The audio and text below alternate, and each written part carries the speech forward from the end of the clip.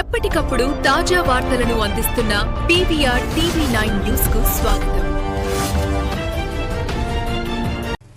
మంచిర్యాల జిల్లా గంగిపల్లి గ్రామంలో సోమవారం చెన్నూరు నియోజకవర్గ కాంగ్రెస్ ఎమ్మెల్యే, తెలంగాణ రాష్ట్ర గనులు, కార్మిక శాఖ మంత్రి గడ్డం వివేక్ వెంకటస్వామి పర్యటించారు. ఈ సందర్భంగా మంత్రి వివేక్ మాట్లాడారు.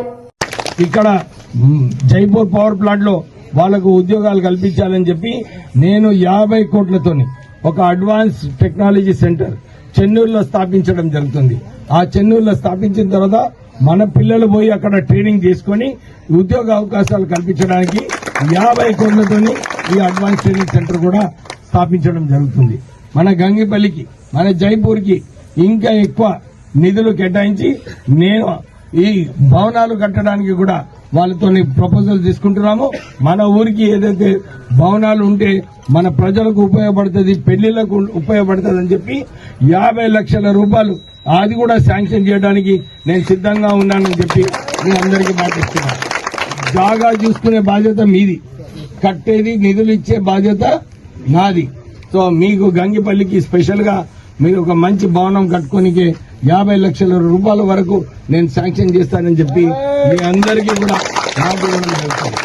కానీ ఇవన్నీ కూడా శాంక్షన్ చేపిస్తున్నా, మన పనులు చేపిస్తున్నాము.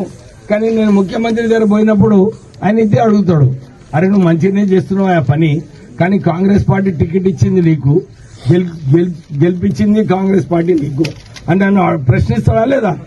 ప్రశ్నించినప్పుడు ఇది కూడా అడుగుతాడు. ఈ సర్పంచ్ ఎలక్షన్ లా ఎవరు గెలిచారు ఈ ఊర్లో అని చెప్పి అడిగినప్పుడు ఏం చెప్పాలి? నేను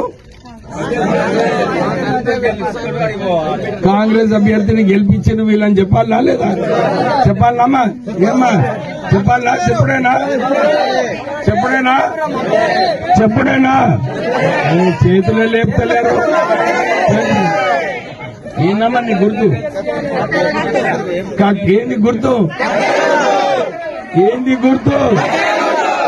ఏది గుర్తు? మన కత్తెర గుర్తు. మన కాంగ్రెస్ అభ్యర్థి మల్లేష్ భార్య సుందిల్ల రాజేశ్వరి మల్లేష్, ఆమెను గెలిపియాలి. సుందిల్ల లత 4వ వార్డు. మీరు ఇది ఒక మంచి అవకాశం.